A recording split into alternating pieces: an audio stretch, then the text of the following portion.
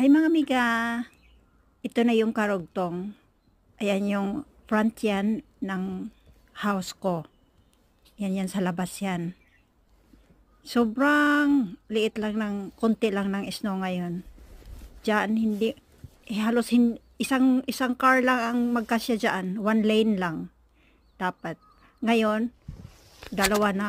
Tapos yan, mag-start na ako ng maglinis. Tapos na ako magkape-kape lang. Tapos mga kaibigan, mga amigas, kung hindi ganyan ang attire mo, hindi ka makasurvive. Sobrang lamig. Nung isang linggo, kulay pink yung suot ko, pero dalawa, may may heater yun sa loob. Doble yun. At saka yung gloves ko, pang garden ko yan eh.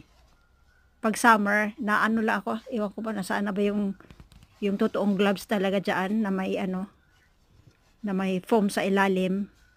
Kaya dinoblik ko na lang yung gloves kasi sa sobrang lamig. Sa kamay parang humahawa ka ng ice. Tapos yan ang gamit namin. Maraming yan, may 4 na klase yan, depende. Pero yan ang gusto ko kasi magaan.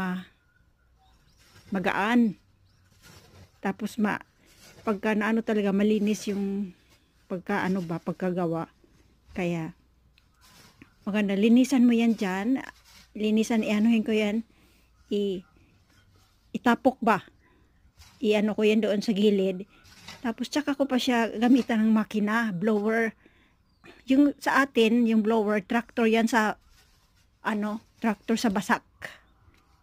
Dito. Hindi naman lahat na bahay na may tractor. Kasi mahal yan. Sobrang mahal kasi yung tractor. So 2 years ago, bumili ako ng tractor kasi sobrang lakas ng snow, hindi ko kinaya. Pagkatapos ng work, uwi ako mga 8 o'clock. Tapos kain lang. Hindi nga ako kain kasi pagkabusog hindi ako makaakyat kasi sobrang ang kapal ng snow. Kaya inom lang ako ng kape. Hanggat abutin ako ng 1:00 na madaling araw. Tapos kinabukasan gising na naman alas 5. Alas 4, alas 5 gising. Ilang hours na tulog ko. Kaya bumili na ako ng tractor. Kahit sobrang mahal, pinag-ipunan ko yun, makabili lang. Kaya sobrang dali na ngayon. Kahit gaano kakapal yung snow, gamitan ko ng Yung kapitbahay ko, wala yan, nasira yung tractor nila. Matagal na yung tractor nila, ilang years na nasira. Sa akin 2 years, talagang inalagaan ko yan.